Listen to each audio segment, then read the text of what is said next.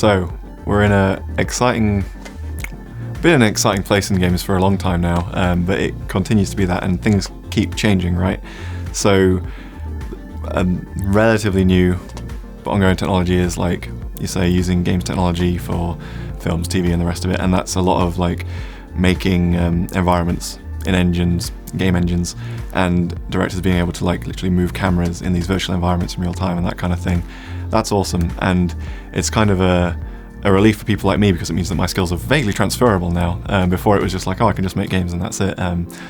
But now at least there's options. But that's awesome. It means that we've got more transferable skills potentially for people to move into and out of. It means that these productions that people are making can be made like back in the day. Like, you know, you wouldn't know what a thing looked like until it was done. Whereas now, you know, you've got people working with these screens that show the real environments and stuff, and you can actually react to it and all that good stuff. It's great.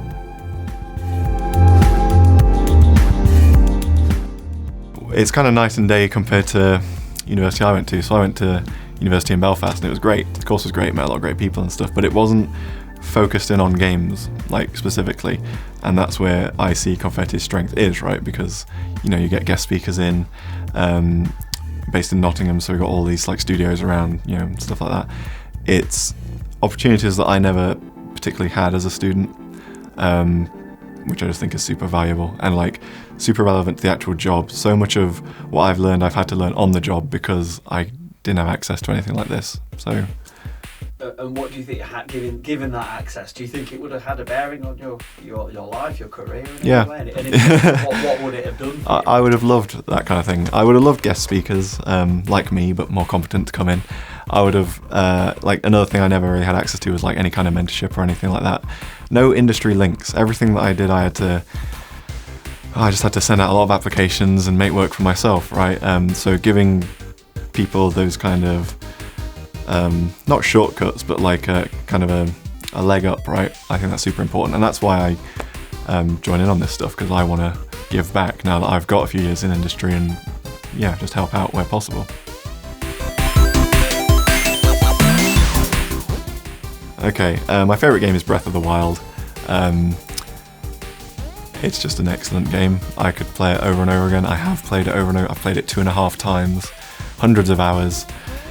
It's just an amazing world to explore, and it makes me feel like a kid again. It makes me feel like when I was a kid playing stuff like Wind Waker or Metroid Prime, discovering a world.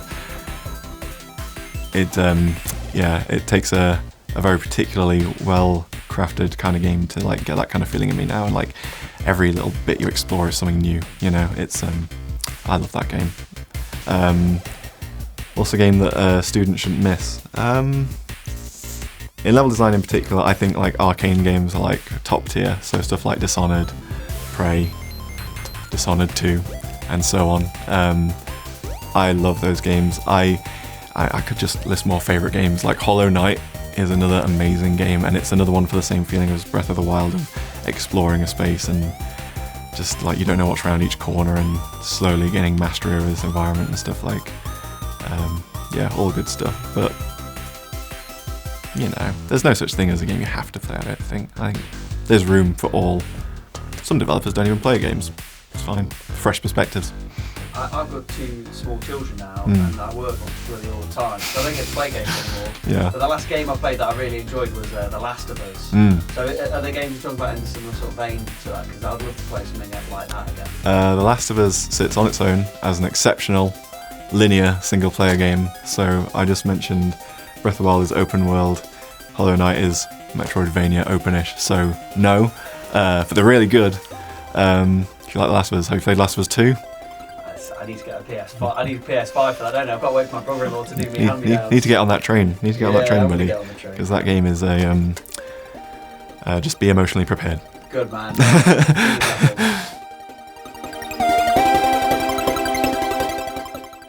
Oh, always a pleasure. Always a pleasure. I'm surprised to be invited back. I didn't do anything wrong last time. It's just like, oh, that's nice, isn't it? No means I must have said something right. Like I say, it's just nice to be giving back to younger developers, and hopefully providing some insight into the industry that I didn't have, because there's just so much that you don't see until you're in a studio making games, embroiled in the process, and so any peek behind that curtain that I can give.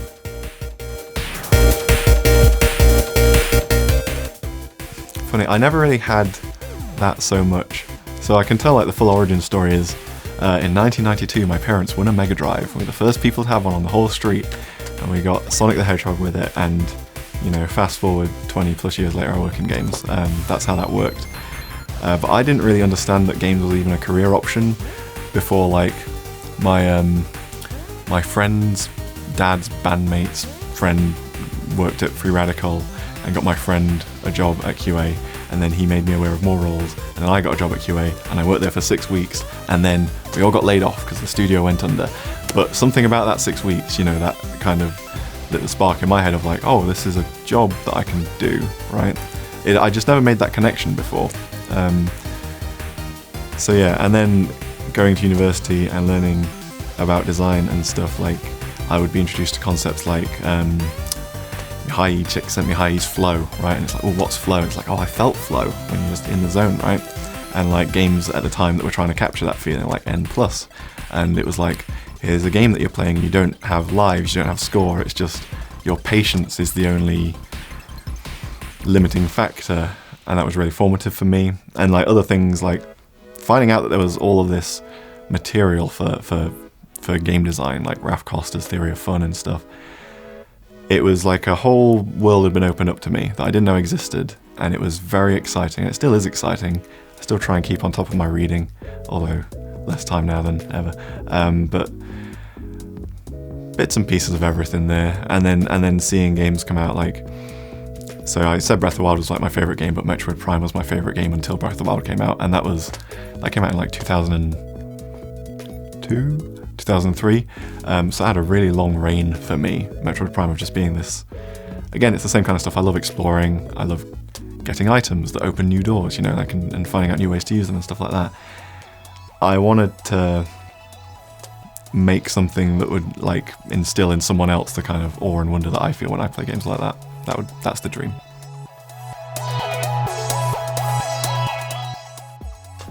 So I just said we won a Mega Drive when I was 2.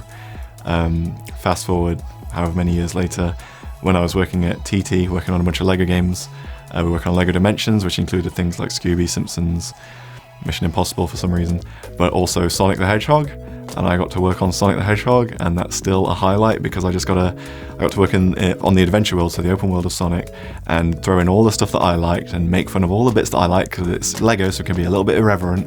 And Sega were on board with most of it. I was like, I want to get Big the Cat in, and they were like, oh, we're not sure the fans like Big the Cat. It's like, I like Big the Cat, let's get Big the Cat. We got Big the Cat, and it was great, and got to have a mission with Knuckles where he's just saying lyrics from his theme songs, right, from the old games.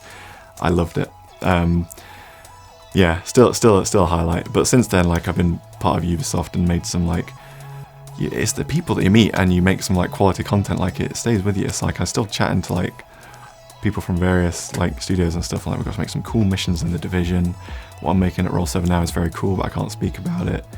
Yeah, when stuff gets released, always a highlight. But Sonic. They say you should never meet your heroes. Was it? Hopefully, did Sonic live up to your expectations? It was a whirlwind experience. Sega were very particular about odd things like the exact colour of the shade of green in the grass and that kind of thing. But that's fine because that's Art's problem, not my problem. Yeah, it was nice. We really had to. Yeah, it was a lot of work.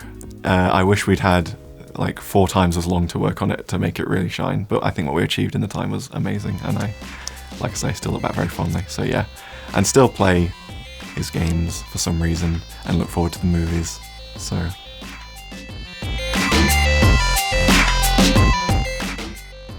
The dream job is like working on a Zelda or a Metroid, right? With Miyamoto and Aonuma and all the rest of them. Probably have to learn Japanese first, so getting my Duolingo on. But like, that would be it. I'd really love to make a Metroid style game. I'd love to make a Metroidvania. That's something I haven't done yet that I'd really love to do because I love playing them. Hopefully I would enjoy making them, but I don't know. But I love playing them, so that's the dream.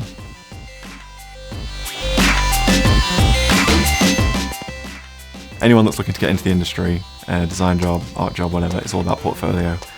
Put together a portfolio. You got to show that you want to make the thing that you want to make, right? and show off that you can do that, or that you've done that and learned from it, or like whatever. It doesn't matter what medium it is, just make stuff and show it. That's how you get jobs.